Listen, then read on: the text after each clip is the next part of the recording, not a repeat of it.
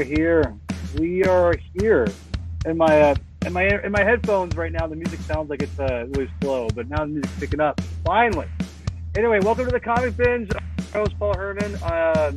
My buddy Chris is a little bit late, but I'm not alone, thank God, because if I was, I probably would talk even worse than I am now, to be honest, because I suck at talking about myself. But anyway, I'm excited because we got a really fun show today.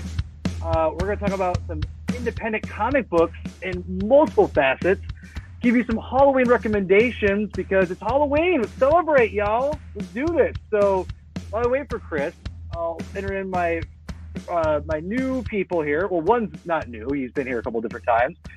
But we also have a new guest today. I'm very excited to bring her on. So without further ado, I'll just bring us on here. Eventually, if my I did the wrong one. 1 second here. See, people, this is what happens when you're not a professional like myself. You just struggle. There we go. Here I am. Hello, everybody. Hi, guys. Hello. Thank you for joining us. So let me do some quick introductions while I wait for Chris. Eventually. I'll start with Jim. I'll start with you first because you've been here before. Jim, how are you?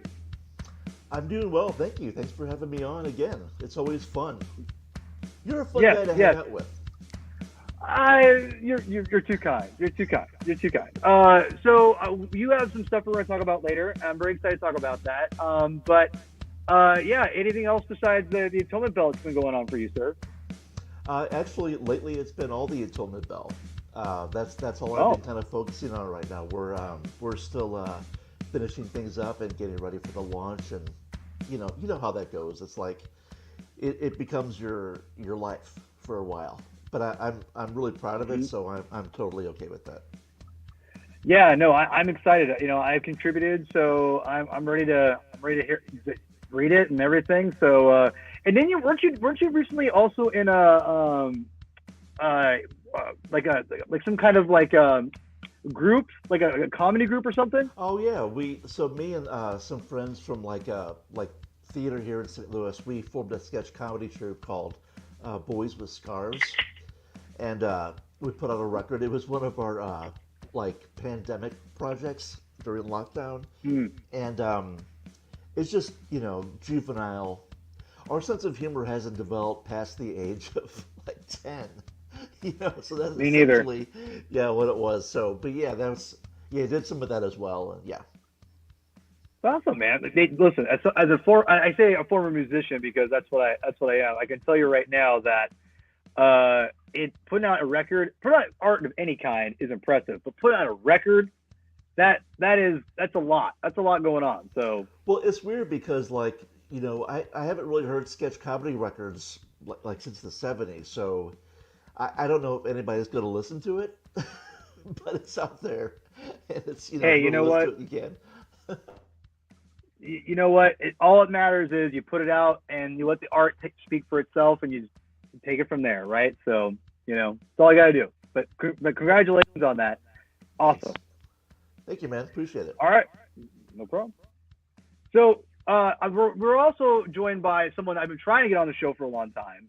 She's eluded me because which I understand because I'm very annoying and I get it. But I met the awesome Cookie here on Twitter, as you can see here, Cookie Munster 44, which is great. I knew we'd be buds for many different reasons, but Cookie Munster is a great play. Thank you very much. It's awesome. I've seen her just talk about the books, the comics she reads, and I'm always like, this looks awesome. I've never heard of this. What the heck? And she just blows me away of all her stuff she reads. I bow at her power of getting books. So, Cookie, thank you so much for joining us finally. I know I could be a lot to handle with this stuff, so I appreciate you putting up with that. No problem. Thank you for having me. So really quickly, you were telling me a little bit about yourself. Tell me really quick, origin story, like how'd you get into comics, and maybe what's your favorite books you've read recently? So I got into comics pretty recently. I want to say about a year and a half ago that I really started buckling down and doing the whole Wednesday Warrior thing. But yeah, and for me, it's just been easier to jump into indies because every week there's a new number one, There's always a mini series. It's not like 200 issues you got to get caught up on to follow a story. So that's been nice. Yes. And lately, what have I been loving? I love Twig. Twig is good. I recommend that. Is that with a little furry guy? Yes. Okay, I've seen you guys post about that. Every time I see that, I only see Kanto. You know what Kanto is? That book at all? It's like a little. Hold on, Chris is here. Let me bring him on real quick. I just want to, Chris, before I bring you on. I want to keep this conversation going here. Really quick. But Kanto was. Hi, Chris. We'll get to you in a second. We're talking about Cookie here. This is Cookie Chris, by the way. Cookie Chris. Hi. Wait, Cookie Crisp? Oh my God, this is like Cookie Crisp. You guys remember that cereal? Anyway, oh man, I'm old. Is this still around? Cookie Crisp? Is that still around? I eat it all the time. Yes, it's still around. No way. Is? Seriously? Oh. Damn, dude. All right. Okay. Anyway, Kanto. Back to comics. Kanto is like this little night thing fantasy. I'm assuming Twig's kind of the same kind of fantasy realm kind of thing. Yeah. Okay. Yeah. And who is that? A miniseries? Yeah, it's a mini series. Last I heard, it's going to continue, but I think this was six issues. Okay. So. Did it just end? Okay. Recently, so the trade like a month or two ago. Yeah, the trade should be coming out. I think they said end of November. Oh, okay. Oh yeah, super for Christmas. Ooh, Christmas list time. All right. I'll check it out. All right. And anything else you want to mention before we move on? Any other titles you've been really into? Bloodstained Teeth is really good. It's funny you mentioned that because I think Jim, both you and Cookie have talked about that on Twitter or on somewhere on there, and I had the first 2 issues. I bought them. It's great. It's really fun. Yeah. It's interesting because with vampire stuff, you think that it's all been done before, but this book manages like a new spin on it, and it's really involving and really great writing and art, and yeah, it's fantastic. With vampire stuff, I'm always like, yeah, like you said, I'm kind of like, I don't know about this, whatever. But I had the first 2 issues. I went to go buy the rest of them, but I think I don't know, I missed them or something, or he had run out of my comic store owner, right, or I go to. I think he had run out maybe of the other issues because I got the first 2. I'm like, oh, I got the next 3. This is perfect or whatever. And I'm like, wait, where are they? They're never. I can't find them. Crap. So I got the first 2 issues. If I like it, I'll buy the trade. I think. Because I could always sell those later on for because they're key issues, right? I mean, that's what comics are. Slab them, sell them, right? Slab them and sell them. I'm waiting for the trade too because I was so into it. I didn't want to wait again. So now I'm just gonna get the trade in. Yeah, man. One of these days we're gonna have some kind of a fun conversation about how we can make comics, how we can promote comics or sell comics to people a bit better. I feel like maybe single issues aren't always the best thing. You know what I mean? Maybe we should just put out the trade. I don't know. That's another episode for another day. But yeah. Go ahead. What do you say, Jen? I do both. It just depends on how the first issue grabs me. If I love it, I can't help myself but buy every issue. But then, sometimes I'll just be like, I'll wait for the trade just to get the whole thing in one shot. That's it's very similar to mine, honestly. That's kind of where I'm at on that too. So I mean, I don't know. Trades are fun. Trades. Listen, I love me some single issues. If you guys can see this, I love me some single issues here. So, but trades are just way more easier to consume and to really get into. You know what I mean? But look, I also love single issues. So I'm not gonna hate. They're both good. I love that spinner rack, man. I wish I had one. My wife's amazing, bro. That's all I gotta say. I am blessed beyond belief.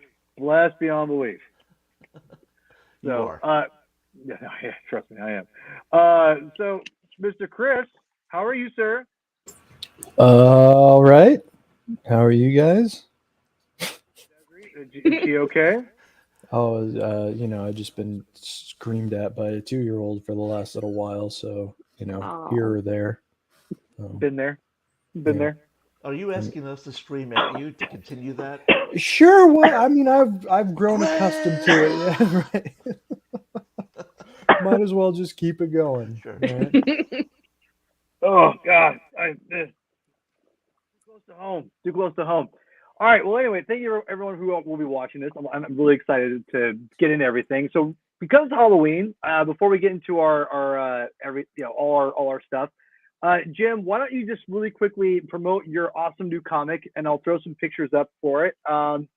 Tell us what you have a comic coming out next week? Is that right? Tell us about it, man. No, it actually comes out on November 9th from Oh, Red nice. 5 Okay. Comics. Yeah, it's called The Atonement Bell. And it's kind of a ghost story set in St. Louis. And it's about a boy named Jake and his mother. He recently lost his father in a tragic circumstance. And it's around the holidays, so they decide to go into the city, into St. Louis, to visit with a estranged family. And they find themselves stumbling upon St. Louis's most devastating secret. And it's got witches and ghosts and the Catholic Church, and it's just it's a really exciting story. And we actually had it in San Diego at SDCC, like a special advance preview of the first issue, and it was really cool because people would buy it one day, and then they would come back the next day and go like, "Oh, I can't wait! I had to wait till December for issue 2, and what happens next?" And I would say, "I can't tell you what happens next. You just gotta wait." But yeah, it was the reaction's been really great so far. I'm super excited. That's awesome. That's awesome. So, when is the next issue officially? Has it already been on Kickstarter, or when does it drop? It comes out November 9th, and then it comes out monthly after that. It's a 4-issue series. Oh, Yeah, yeah. right on. hmm So, Red 5 Comics, and you've done other stuff for them too. Yeah, I did 2 Butcher Queen series. I did Butcher Queen Black Star City, which is out in trade, the first 4-issue series. And the second 4-issue series was called Butcher Queen Planet of the Dead. And that was kind of a future noir, sci-fi, uh, female-driven action story. Uh, so Atonement Bell is really quite a departure for me. I love horror. That's like my favorite genre. So to finally do my own horror Yeah. series is like so exciting. Well, it was really crazy is that you do love horror, and we've talked, and so it's crazy to me. You did that awesome Butcher Queen comic, but yet you haven't done a horror comic yet. That's crazy to me. Yeah, well, I actually put out a few years ago a horror anthology that I wrote Oh. and that Ben Sawyer did the artwork on. And so that was really fun. And that's kind of how we got our Red 5 deal, was through that. Hmm. But this is my first actual, like, series. And it's always really corny, like when you talk to, creators, like, oh, this most recent thing is my best thing. But I really made a concerted effort to really kick things up a notch, for myself, and really, really push the parameters of what I feel like I'm capable of. And Tyler B. Ruff, who's the artist, has such a great eye for the really unique aesthetics of St. Louis, the city that I'm from. And I feel like in a lot of narrative media, St. Louis gets a really bad rap for so many reasons. And I really wanted to display the beautiful aesthetics that the city has, architecture-wise, and also our thriving ethnic community. There's a good portion of the city that was rebuilt by Bosnian immigrants. I think we're the Wow. largest. We have the largest Bosnian community in the United States, or second largest, something like that.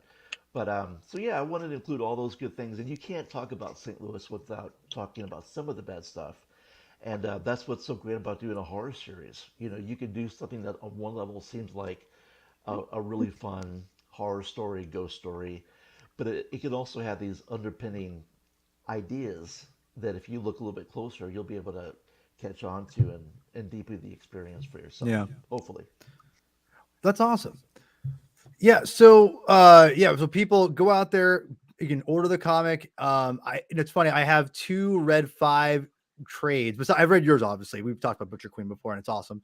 I have Mega, and I have the Merlin. I forgot, is that what I call Merlin trades? So them, and so I need to check those out and actually read them finally. But maybe I'll do it on the. Maybe I'll get them on the bench. Maybe I'll even convince Cookie to read it. Cookie can come on. It's not a Marvel or DC book. You dive right into it, you know. So, Okay. which and with Atonement Bell, I can't wait, dude. The story looks awesome.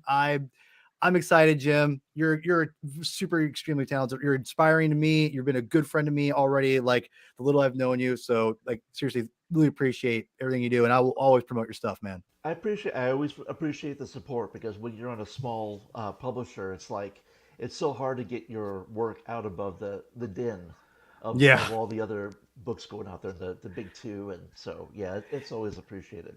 Well, I just wish my channel was bigger for you. Just for you. I don't even care about me. This is for you. I want to be bigger for you so I can get you more people. So anyway, thanks for joining us. And yeah, today we've got we're gonna do some quick Halloween recommendations. We're gonna get into a book that I'm really excited to talk to all of you about called You Promised Me Darkness. So I'm very excited to talk about this book. But we've got some recommendations. I guess, maybe I'll go first. I'll set the table just really quick. I'll set the table.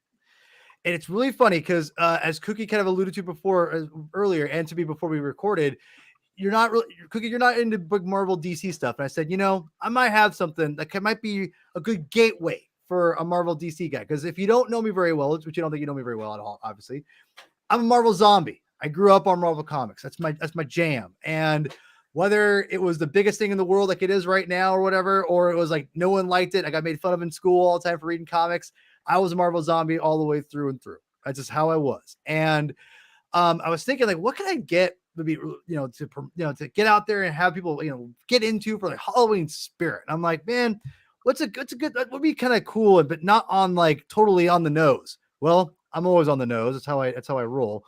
So where is it? There we go. I'm going to recommend the 1990s Ghost Rider comic book. This is by Howard Mackie and the beautiful art by Mark Teixeira. This is listen, Howard Mackie is not my favorite writer of all time, but I would say he's not as bad as people sometimes make him out to be. And this came out in the 90s, and the art was always the emphasis. And to me, comics should always have the art be the emphasis, at least in my opinion. And I don't think enough people paid attention. I mean, it did well, but it was never like, picked up by like the I want to call them the snobs, but the critics would be like, oh, this is Marvel. This is not Sandman. It's not, Alan Moore Swamp Thing. It's Marvel. It's that whole crap, right? But that being said, the art is chef's kiss, man. Like you cannot get look at I was to the covers. Look, come on. Like this looks incredible. And I'm telling you, Mark Teixeira is so good. And this is a jumping on point because this is a brand new Ghost Rider. This is Danny Ketch. And it really does go into a really interesting, like younger version of the character, which we got later with the Gabriel, what's his name? Reyes, Gabriel Reyes is the new Ghost Rider. And I like Gabriel. He's not a bad character. But Danny Ketch just, I don't know, maybe it was my age. I'm obviously, it's more my thing, obviously, because back in the 90s. But this is more just what I liked about the character. And this Ghost Rider is ruthless. Like, this is not just like, oh, I'm not going to kill people. Like, no, this guy's straight up like, I'm going to destroy people. And it's violent. And it really does. I mean, with the Robbie Reyes, that's not Gabriel. Robbie Reyes, that's his name. Robbie Reyes' character, that Ghost Rider, there is that same element there, but to me, like the Danny Ketch Ghost Rider Spirit of Vengeance, it's way more dark, and it really goes back to Johnny Blaze. Really cool stuff. But to me, like if you want dark, really fun, like creepy Marvel stuff, and you're looking for the right thing, this is it, man. Like to me, 90s Ghost Rider. It's on iPad. Yeah, it's on iPad, obviously. On Marvel Unlimited, on Comixology. Go check it out. It's fantastic. At least the first 12 issues. Basically, read them until Mark Teixeira leaves. When Mark Teixeira leaves, I can understand. You can bail out. It's cool. But then he gets replaced by Andy Kubert. So I mean, come on. I mean, what are you gonna do? But no, Mark Teixeira, Ghost Rider. It's really good fun stuff. Good jumping on point for if you want people to get on that. So go check it out. Anyone read this stuff at all? Anybody? Anyone read Ghost Rider? I seem to remember, wasn't there like an issue where Ghost Rider actually ripped somebody's spine out? Are you thinking Predator, sir? No? Maybe I'm misremembering, but yeah. The 90s was a long time ago. You're not wrong. I think you might be right, actually. He does some pretty messed up stuff for sure, though. Like he does mess up stuff. Like he's not a Care Bear by any means. So, Chris, have you read any of this Ghost Rider stuff? Only a little bit. I have not really jumped full head first into Danny Ketch or Johnny Blaze. I know. I could feel your disappointment radiating into me. It's I've always been a Johnny Blaze man myself, well, no, I mean, look, what I have read of the two of them, I'm with you. I mean, I would prefer Johnny Blaze generally anyway, probably, but no, it's fine. I'll get around to it. Danny Ketch for days. Which, by the way, if we're gonna talk about Ghost Rider for a minute, if you guys have not watched, and when I say this, I'm not joking at all. There's no sense of irony in my voice. Go watch Spirit of Vengeance. It is the most fun movie you will watch maybe all year long, and I'm not even joking. Spirit of Vengeance is a blast. Go watch it. It's awesome. Nuts. Oh, go ahead, Jim. No, Spirit of Vengeance? Ghost Rider Spirit of Vengeance, the second Cage movie. Right. Okay, I did see that. Yeah. No. So good. Yes, it's so good. It's so good. It's so good. I mean, if you like the idea of watching a movie where a guy literally urinates fire, then sure, go for it. It's really kind of a. I've sold it to everybody just now. I just sold them. They're gonna watch it now, as they should. Movie. No, dude, no, it's so good. It's flaming piss. Just. Demon Night vibes. I like it. yeah, exactly. The way you feel about this movie, Paul, is the way I feel about Punisher Warzone. I love Punisher Warzone. Oh my god, man! Listen to this guy. I love that movie. Ghost Rider Spirit of Vengeance is the worst thing ever. But Punisher Warzone, give me that. Give me a break. Spirit of Vengeance is legitimately bad, whereas Warzone knows exactly what it is and celebrates it. So it's totally it's different. Amazing. Have you seen it, Paul? I haven't. Yeah, I've seen. I think most of it. I don't think I saw the whole thing. I mean, Dominic West, I love him. Lexi Alexander is super underrated as a director. She is very good. She's very good. I totally agree. She's awesome. Does a great job. Yeah. All right, Chris, you can mute yourself up for that one. All right. So, Cookie, I'm gonna go with you. I'm pretty sure I have your titles ready to go. So, go with the first one. What's your first Halloween recommendation for the masses? The Autumnal. Hold on. It's my first recommendation. What is it called again? I'm sorry. The Autumnal. Okay, I got it. 1 second. Where is it at? Hold on. My eyes are bad, y'all. Wait for it. Nope, that's not it. Nope. That's Jim's. Damn it. Still not that. Jim, I'm sorry. I'm ruining Jim's thunder. No. Let Jim go. Let Jim go then. All right, Jim, you go. Okay. This is true. You're right, Chris. Yeah, I'm a big Scott Snyder fan. I love his work, and Night of the Ghoul is his new series that just came out. I think it was one of those web comics he did for Amazon. Yeah, exactly. And this is the first issue of that one. And I don't know how much time you want to spend on each one of these, but just a few minutes. Okay. So this one it goes between two timelines. It's about a guy who's a big horror movie fan, and he goes to this basically assisted living home to find this director who directed this missing horror film that took place in the 40s. And he only found bits and pieces of the film. It was never officially released, but it garnered this huge reputation. And there's something about the film that's dangerous. And this fan was kind of chosen, apparently, from what we know right now, to bring this film to the public. And it has its own sort of, powers maybe. Mm. So it's all right. So far, The artist, I'm interested in the art, the book display, the artist alone. Scott Snyder is kind of, I don't know. I feel like he, and this is gonna be kind of unfair to Scott. So I'm not trying to be mean or anything, but I, I feel like he put out a lot of stuff at once, and so I'm kind of like, how invested should I be with this story? I don't, you know what I mean? Because it feels like he just kind of is throwing everything at the wall, like, oh, here's ideas. I don't know.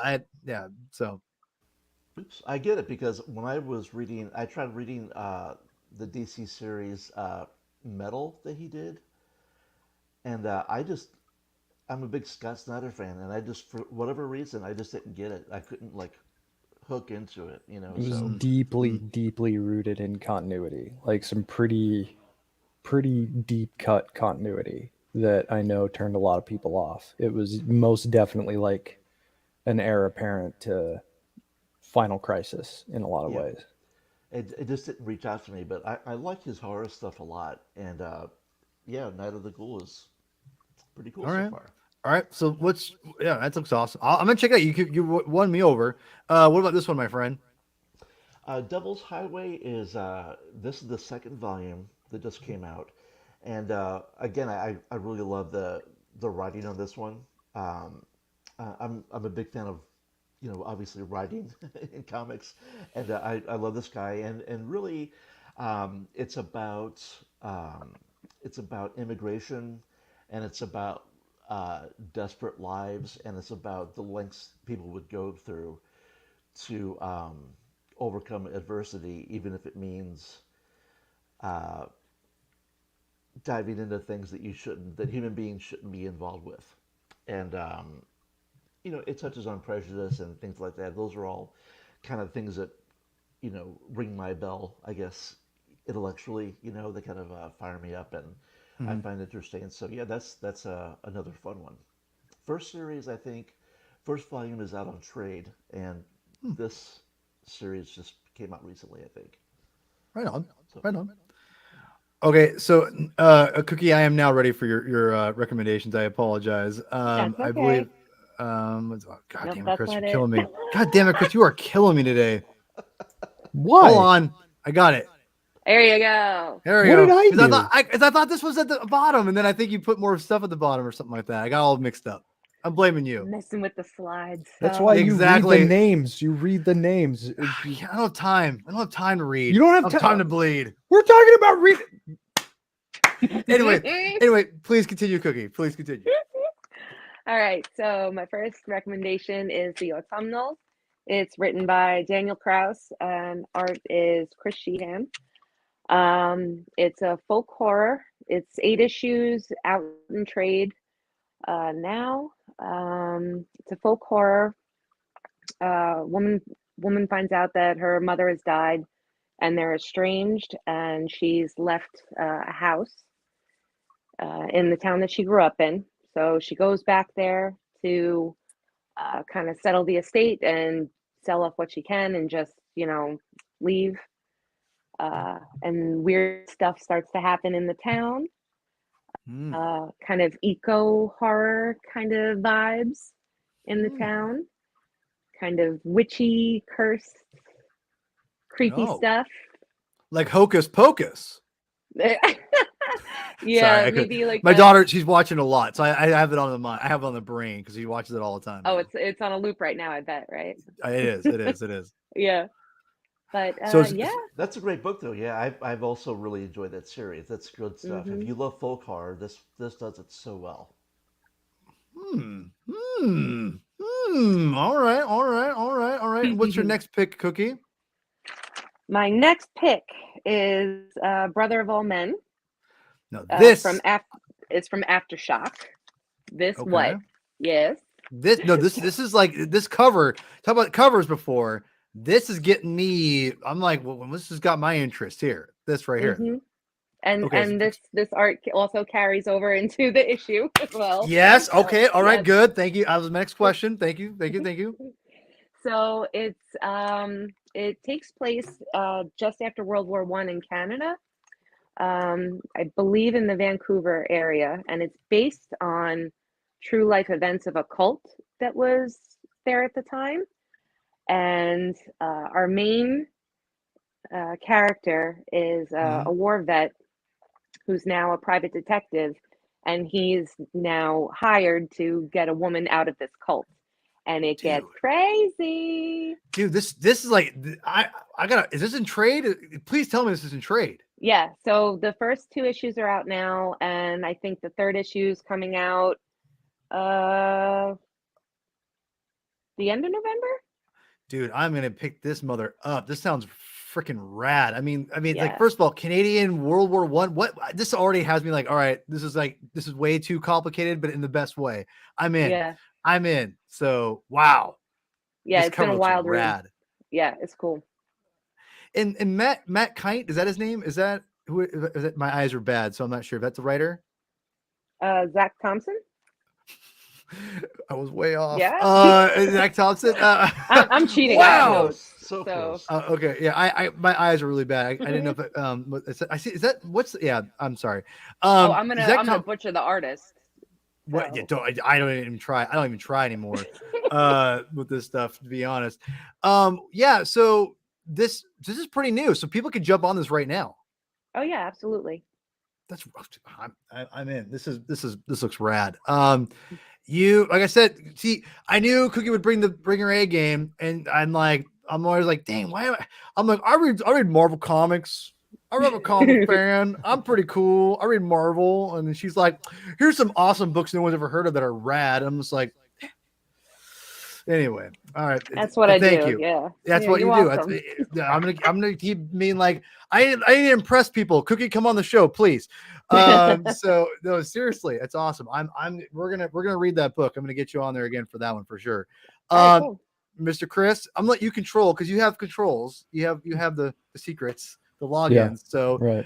what do you recommend for Halloween? Quickly though. I've got 3 picks. They're probably far more conventional than the ones that you've seen before. The first one is Gideon Falls by Jeff Lemire and Andrea Sorrentino. This was so a good. team that first came together on a run on Green Arrow for the New 52. Is how I was first exposed to them. That's how they came together. I know. I'm just saying, you couldn't resist. I respect it. No, it's a really cool. I love Gideon Falls. Yeah, it's just like the concept of something that is haunting generations of people, and they see this image. It's in the title, The Black Barn. I don't want to give too much away, but if I may, okay, give a comparison. Sure. If you like Twin Peaks, this is your jam. Like, and there's a lot of Twin Peaks references in it too. Is there? I don't remember maybe that many, but it doesn't surprise me either. No, it's a phenomenal book. I burned through the first 4 volumes. I got them digitally, and I just burned through those mothers. And I need to get them in trade because, or the actual physical copies, because they're fantastic. So yeah, psychological thriller. If you like David Lynch stuff, or that kind of vein, Gideon Falls is your jam. It's a great book. Anyone else read this?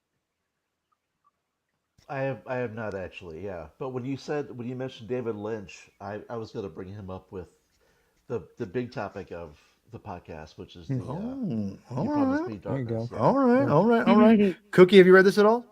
No, I have it in trade, but I haven't read it yet. Dude, I know. That's another one you're gonna have to come on. I'm gonna demand you come on for that one because I freaking love this book. So dude, read this, please, and get back to me, please. I will. It's I swear it's right at the top of the list. You got Jeff Lemire is my boy, dude. I freaking love Jeff Lemire. Anyway, I digress. All right, Chris, is your recommendations. I apologize. Number 2 is a book that it seemed like it took over the world for a while, but now I don't really hear anybody talk about it. And it's 30 Days of Night.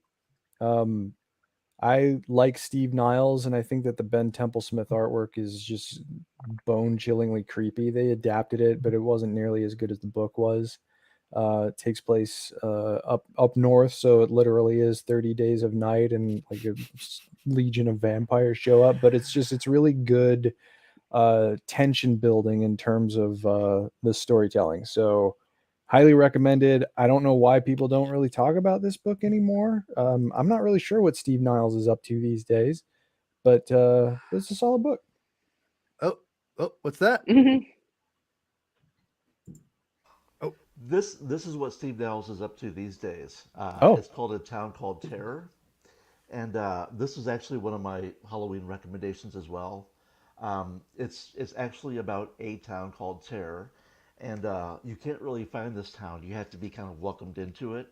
And there's a gentleman that escapes from this town, and then he has to go back to help a family member, and he gets drawn into the mythology of it, and it's the artwork is just gorgeous too by Simon.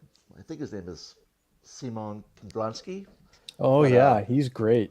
he's amazing. It's like every panel is like you could frame it and put it Yeah. on your wall. But it's what it's really good at is sustaining an amazing level of dread, Hmm. and plus it's pretty to look at. So Yeah, of um, course. if you like 30 Days of Night, you'll love this one. There you go. Yeah, that sounds cool. I I'm got gonna 30 add that to Days a my list, Night too. a couple months ago when I did that big half price books gathering. When I went back and I was like, the gathering was what I'm looking for. The outlet. We have a half price books outlet by me, and I'm like, I'm gonna get so many rad books, and there was like hardly anything. I found that though for like $2. I'm like, all right, that's a good deal, right? So, Yeah, solid. all right, And final book is one that, even though it doesn't take place on Halloween, I think a lot of people associate it with Halloween, and that is Arkham Asylum by Grant Word. Morrison and Dave McKeon. I need to read this. This is one of my favorite Grant Morrison works. They really emphasized the psychological complexity of a lot of the typical rogues gallery. Like there's one scene relatively early on where Two-Face is just like absolutely shattered, and Batman realizes it's because the doctor who's treating him tries to break his fixation on the coin to make choices.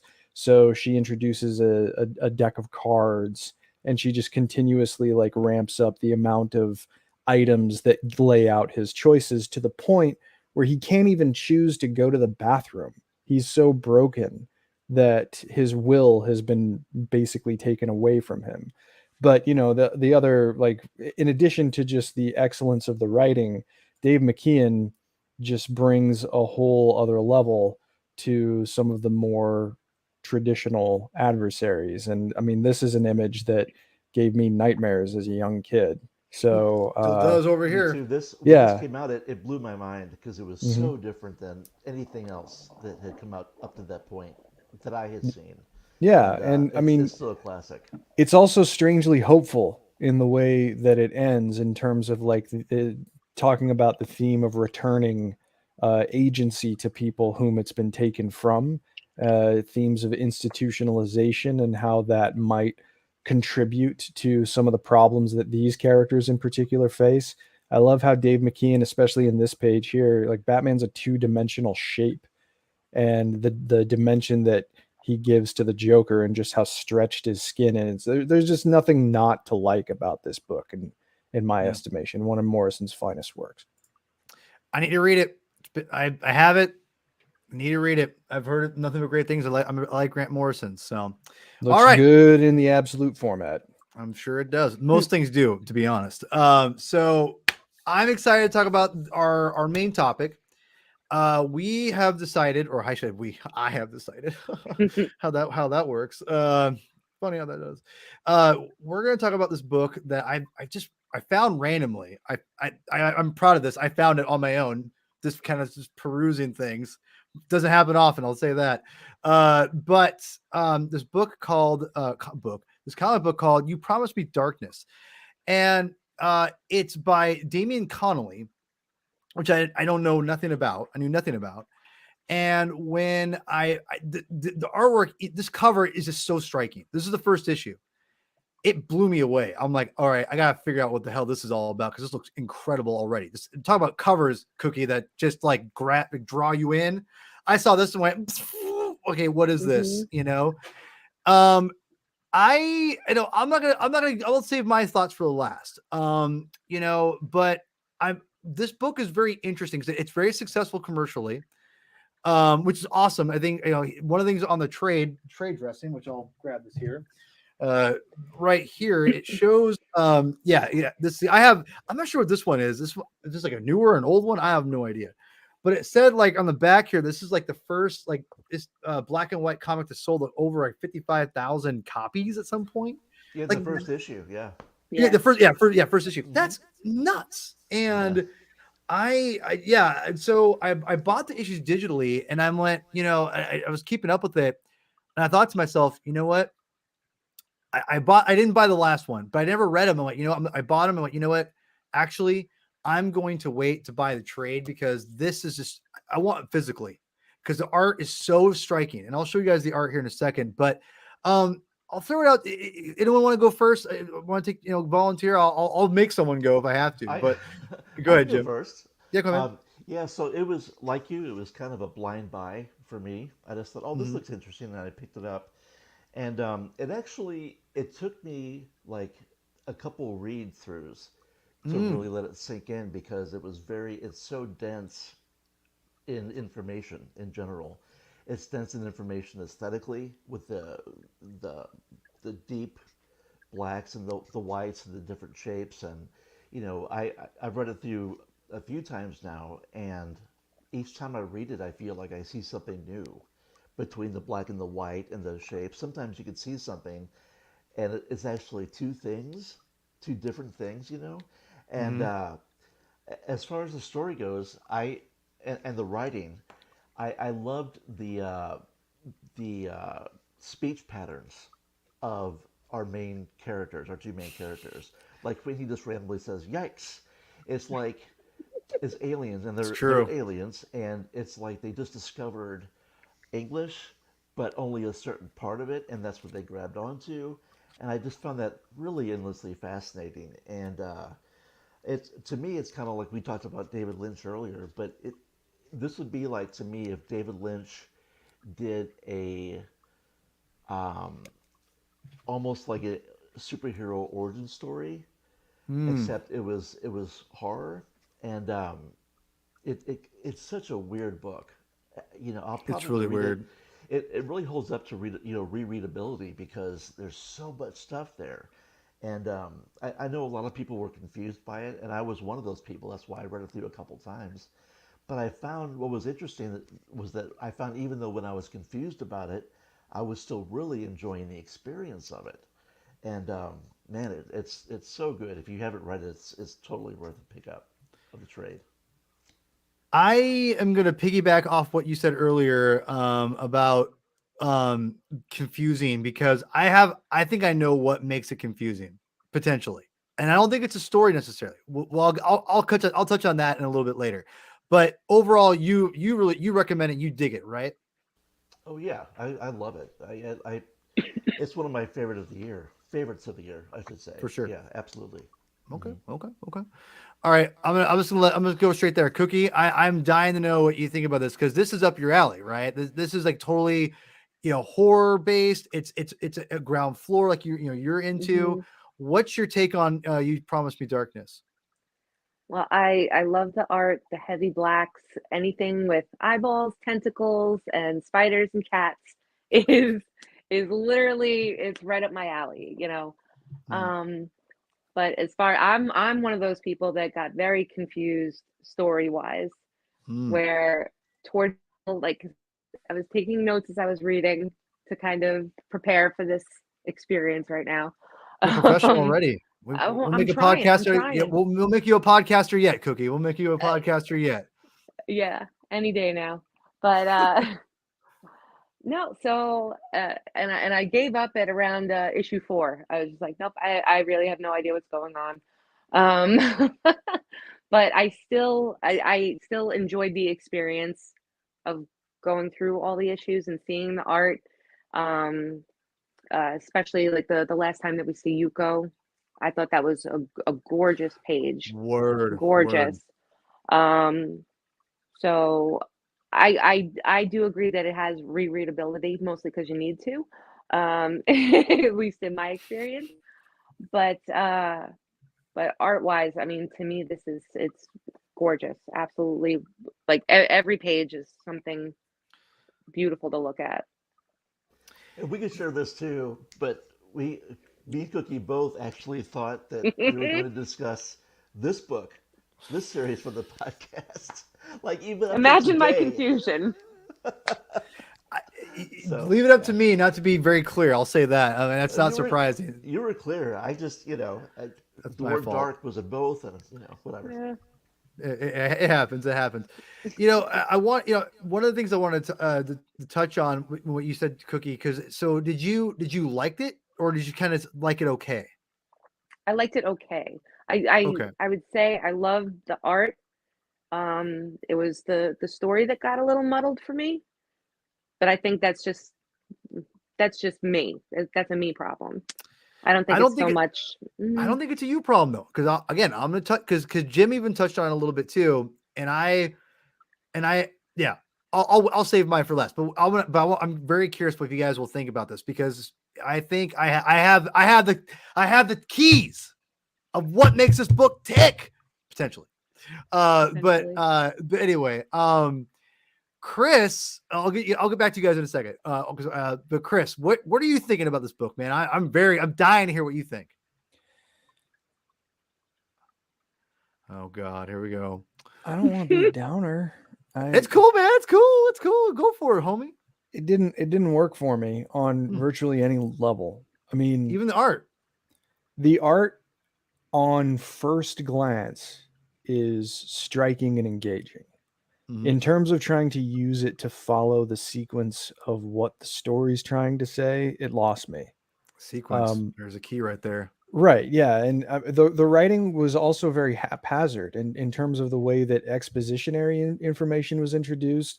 Mhm. It seemed like, the time shifting, especially in the first issue, was bouncing around without a ton of visual cues, and the lack of I guess distinct shading, because it's either hard solid black or it's white, and there's occasional hints of definition. You can see it on the page you have on the screen right now through the absence of black, but I found it just really, really difficult to actually go on the journey of what the story was trying to say. And I'm not sure if it's because, like if there was a disruption in the way that I normally read books, if it was trying to be too experimental in the way that that it's trying to track the eye, but it was too much of a struggle for me to figure out how to read it, so it got in the way of my ability to enjoy it. And I totally get that. I don't disagree. Like I said, I had to read it, a couple times. Sure. And I'm sure I'll read it again because there's stuff that I missed. It was very, very. It's an odd book. There's no doubt about it. They took a lot of big, creative swings with the book, and I was there for a lot of it, and some of it I still have no idea what the hell's going on. So I'll Sure. have to read it again. Well, yeah, and I get it. I mean, I got to the point where it seems like the anti-everything, which I thought was interestingly self-referential, that Connolly's characters called it the worst possible name that it could have, but he still decided to go with it. The object was to eat the sources of the auras, and like that, it struck me as maybe just a little on the nose for my liking. But also, I have a weird nitpick for this, just in the sense that anything having to do with mysticizing comets just shuts me out, because I studied comets for a while.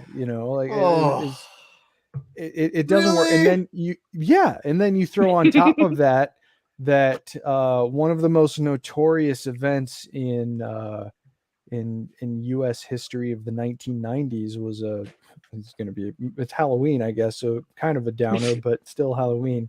A mass suicide of 39 people that are part of a cult that believed that a comet was coming to take them to another planet. Oh yeah, and it's just like it's remember that. ice and dust that's been like pushed together and is just comets are rather you're no fun, unremarkable. And It's also I'm not just this is just for me. Like, it was difficult for me to attach mysticism to an astronomical object that is very unremarkable except to look at through a telescope.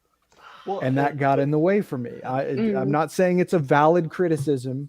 I'm well, just saying that it's a valid one. I think also though, there have been a lot of stories that have used that conceit, right? Of it, something that happens when a comet passes through, or whatever. We've seen that before, and I think what kind of got me with this is there are a couple of touchstones like the anti-everything and the comet that are kind of mainstays in science fiction and horror, but it's for me it was the characters and how sublimely odd they were, and how they talked to each other and how they related to the world that he created. That's what had me rereading again. I feel like the comet and the anti everything as the big bad, which you're right is on the nose, is that's just sort of like the very basic framework. The complexities are with the two alien siblings and the people they deal with. But sure. And I didn't have time to read beyond. I think I got to issue 4 as well. I didn't have time to read things multiple times, and maybe I would be able to get over my high horse if I read this more than once. But yeah, just in the moment, in terms of trying to let it grab me on an initial experience, I don't know. I was very taken in by the style of the artwork, but again, when it came to try to follow the trajectory of the story, I found it got in the way, unfortunately, for me. And maybe that's something that would dissipate with multiple readings. I don't know, but and it yeah, also comes down to when you read comics, how many chances do you want to give a comic that sure. you're just not into, If So you're yeah. determined, yeah, right, yeah. I mean, but that's okay though, because if you are taken in enough by the concept to keep reading, if you're like, no, there's something here, I want to keep it going, that says something too. It says something about your willingness and desire to stick with something that seems interesting to you. And that didn't strike me this way, but I can totally see how it would strike other people. Well, this is all very interesting. I was not expecting Chris to be so anti everything. Oh, whoa! I was waiting for I that am one. the villain Sorry. of the story. You are the villain of the story. No, listen. Here's the deal. Both Jim and Cookie and Chris, we talked about it on Saturday when you came over, and I kind of told you kind of my gripe, and maybe I hope I didn't influence you a little bit, maybe, and when you read your story, but maybe you're prepared for it. I don't know. No, I went into it really, really cold still. I thought so. Yeah, I thought so. Okay. So All right. I was kind of jazzed for it. Like your wife was super excited to read it. Well, yeah. I mean, Morgan's like, it's artsy. I'm gonna read this. I'm like, yeah, okay. For those who don't know, my wife is mega artsy and way more cooler than I am. I'm just like, she's like, give me all the fancy graphic books. I'm like, give me my Marvel comic books. All right. So anyway, it's Jim. I'm not joking, man. Like she's like all about like cool stuff, and I'm just like, what's this? Who's this? What's this Ghost World guy? Clothes? What's his name? I don't know. A movie with Thora Birch is in it. That's all I know. Anyway, I love Ghost World, by the way. But this story was really interesting in a sense to where the artwork is so striking. That's what's going to draw people in. The story. I don't think this is not a detriment. To the writer. I'm not trying to talk smack. But the story is not going to grab people. It's not going to be what people are like, I got to see what happens next necessarily. It's not terrible. It's just not extremely engaging. What makes the book is the art to me. The art is where the story will live and die from. And that's not, it's comic books. You should live and die by your art, in my opinion. Like as Jim, I'm not sure how you would feel about this, but as a writer myself, I could tell you like, I can write the best story in the world in a comic book, but if the artist isn't good, like no one's gonna give a crap. So the art, comics live and die by the art. Period. It should be 80% art, in my opinion. Curious what your thought would be on that. My opinion on that, for me, I've always bought comics for the stories actually, and Oh. and the writing. But if the artwork is not popping, it's going to take me out of it, and I'm not going to enjoy. Because if the art's not working, I'll just read a book. You know what I Yeah, mean? exactly. I want Yeah. the experience where the art and the writing really meet each other, and it communicates a brand new experience to you. It was really interesting just to pick up a little bit on what you said about it's not the story, it's the art and what the characters are going through. Not to sound artsy myself, but what you said kind of reminds me of how I feel about Jim Jarmusch films. You know, it's like it's never about the destination. It's always about the journey, and it's always about Absolutely. what the people are saying to each other and how they're Yeah. reacting to their environment. So yeah. So, one of the things that I really wanted to bring up, because I like the story.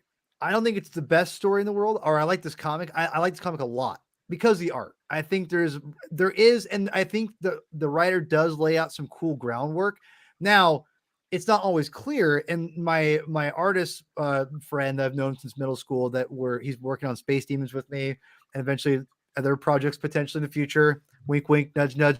Eventually, hey, we're going to talk about this book, and I showed it to him. I love black and white, and I said, there's one problem with the story, because I think I recommend reading this straight up. Like, people should read this. I think it's worth it. If you like comic books, you should definitely read it, in my opinion. But the one problem, and you guys kind of touched on it, and I'm not sure if you guys are saying it, and I'm just too dumb not to understand it. But I think the main problem is this. And my buddy artist kind of mentioned another thing. I was like, oh, I didn't even think about it because I'm not an artist. I'm an idiot. The first thing that I noticed as reading this is the storytelling, the visual storytelling is not clear all the time. And that's a problem when you're writing comic books. And I didn't even realize I grabbed the page, but this is a great example. This page right here, if you read the panels, I'm a veteran comic book reader, and I don't like to brag. I don't like bragging at all. I'm not bragging when I say this, but I read a lot of comics in my day. Okay. I'm just being real with y'all. And I can tell you right now, this is confusing because back in the day I read a lot of 70s comics recently because I'm Werewolf by Night, by the way, chef's kiss. This is super confusing because back in the day in Marvel, now this should be up, down, over in the story. Back in the day of the 70s, if this was different, they'd have arrows to draw because, the artist is being a little too cattywampus, so they got to make sure people know where they're going. This was very confusing because this does not read how up, down, or down, up, or up, up, down, over. It's actually. Go ahead, Jim. What's funny is that the page you're showing is one of the clearer pages. Right, for detail, but not in the storytelling, because the panels are up, down, or down, he's going top, right, down, and the problem is it's not always consistent how the whole story is, and every page is different like that, or not every page, but it's just not. I don't want to over dramatize it because it's not that bad. It's just not completely consistent throughout the entire book. And when your art is so, and this is the other thing too, the art is not consistent to where there's not enough detail in the shadow that he's putting in. Yeah. And that's what my artist friend told me. He's like, yeah, I would put a little more detail in the shadow because like you said, I forgot which was Jim or Cookie. You guys said, like, you don't know what's going on sometimes in these pages because you're like, what the hell is going on? And I had the same problem because there's not enough detail on it. So, Cookie, am I touching what you're kind of having an issue with a little bit, or am I way off? No, well, I mean, as far as like the bubbles and stuff go, like I was following them fine. That was great. Okay. My issue was it was like the contrast was bumped up so high on all these characters, I couldn't tell them apart. So especially at the end with the anti-everything and the whole big showdown, I had no idea what was going on at all. Because I'm just like, it's very pretty to look at, but I don't know what I'm looking at. that was my issue. Yeah. Yeah. Okay. So, all right. yeah. Jim? Well, I was going to say the book that really does get it clear, though, is a book called... Oh, my God. Oh, my God. You're waiting for that. Oh, Jim, God. we should have done that one. Damn it. Now I feel it's like very, very Oh. linear storytelling while keeping the Look art look at those fascinating. gorgeous panels. I mean, oh look at that. God. Easy What? for Paul to follow. Oh wow! Wow! I got called out by Jim. That How can I hurts. order that from my local comic book store? It's Yeah. really good. Well, but for the record, I didn't know that book existed, so I will check it out. But I think to me this comic is very interesting. To me, it shows you I think what the in my opinion, I think what the strength of the medium, and it was clear for me for the most part to read, but like I said, like, and I think you guys all kind of talked about a little bit the similar things, that it wasn't always clear, whether it be in the panel layouts or in the details of the actual in the panels itself. And that is a problem. And I'm curious what the sequel is coming out right now. I'm not sure if it's out all of it right now, but it is I Follow think Me it's into I think Darkness. it's all out. Yeah. Is it okay? I need to check this Mhm. out and because I do like the main two protagonists. You like you said, Yuko. I really like that character. Her power is really cool. In Yeah. fact, I think that was my favorite part of the story, and I don't want to spoil it because I think it is really cool. And actually, it's a really beautiful thing because it definitely emulated the Batman a little bit. If you guys know what I'm talking about, like the beauty of scars and darkness, there's some coolness with that. And I thought Damien actually knocked it out of the park with that character. In my opinion, and really, brought out like kind of what the whole story is. And if you guys have read the little bit of the biography that he kind of talked about himself, he broke his wrist and was working on this comic years ago. I think, as he said, years ago, and actually stopped and continued to write, but he didn't draw. And drawing this was actually his way of getting back into drawing in general. And he actually struggled getting his confidence back by doing it. And he said he cried and put his heart and soul into it. And I'm not trying to make you guys feel guilty of it, but it's just interesting because he just really but seriously, but in all seriousness, I think it's really cool because like he really just put it out there. And I was really impressed with the fact that it's unique enough. I think it's striking, and we all agree it's striking and good. Just not always clear. I mean, that's not a bad thing. But I think And you're right, though. I think, Paul, yeah. what you said about it, it shows you, what the medium is capable of. And I totally agree with that, and it's not going to be for everybody, and that's For sure. obviously that's totally okay. But yeah, like I said, I'm still finding things out about it myself. So it's, Right on. I agree with you there.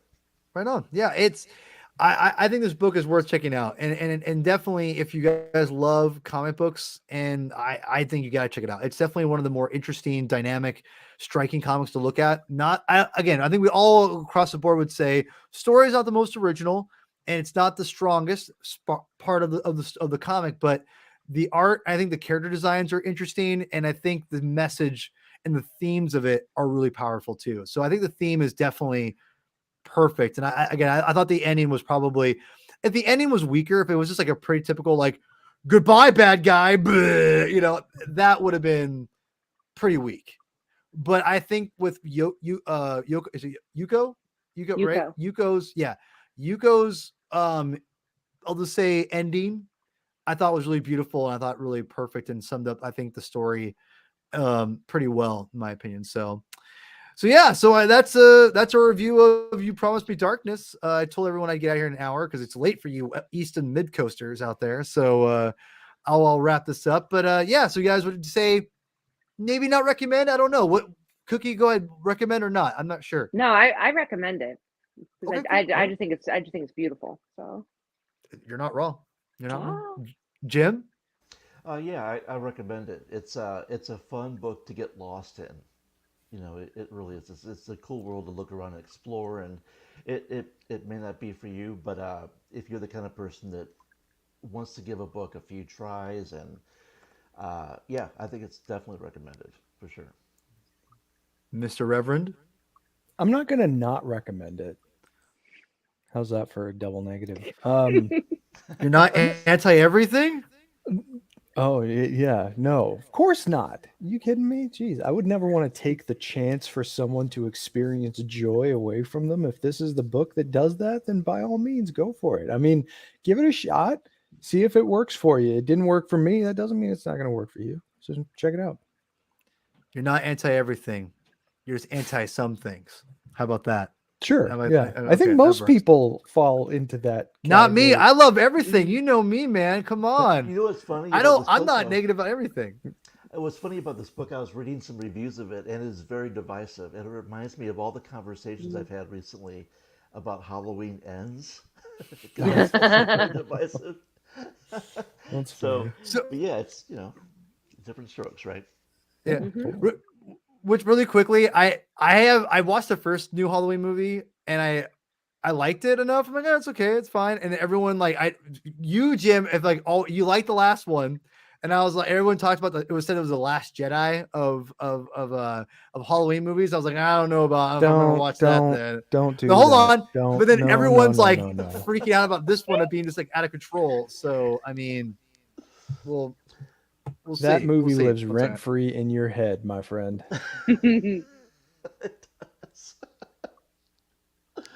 That's funny.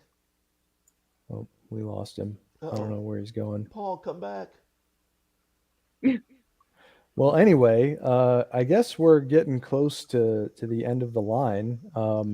Chris, I don't- question: Did you? I'm just Yeah. curious because I see Paul talk about Last Jedi a lot on Twitter. Did you like Last Jedi? I loved it. Yeah. I did too. Okay. Okay. Yeah.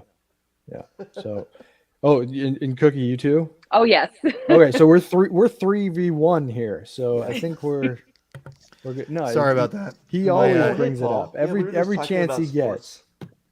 Yeah, we're talking about sports ball, which I love I love a sports. lot. I'm watching Let's hockey right go- now, homie. Go red team. Yay, sports. Yeah. God, you guys are so anti everything. God, you guys are the anti everything. All three. Last of time you. I was at the baseball field in Seattle was for WrestleMania. So, I'm not, Hey, listen. All I gotta say is the complexity of a football team is way more than you ever will know. So it's no, I admire the complexity of it just fine. Yeah, anyway, There's we're not not so about much the sports. brain damage that they all suffer from, and that they're not helped after they get out of it. But hey, you know what? People, are you against boxing? if they aren't helped when MMA? they need it, then yeah, probably. There you go. See, there you go. There, no, I win. Enough said. Anyway, I'm just kidding.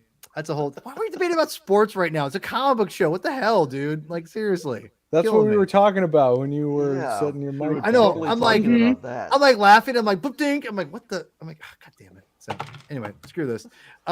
Anyway, I'm gonna let you guys. I'm gonna wrap this up because you guys have been very generous with your time. Thank you so much.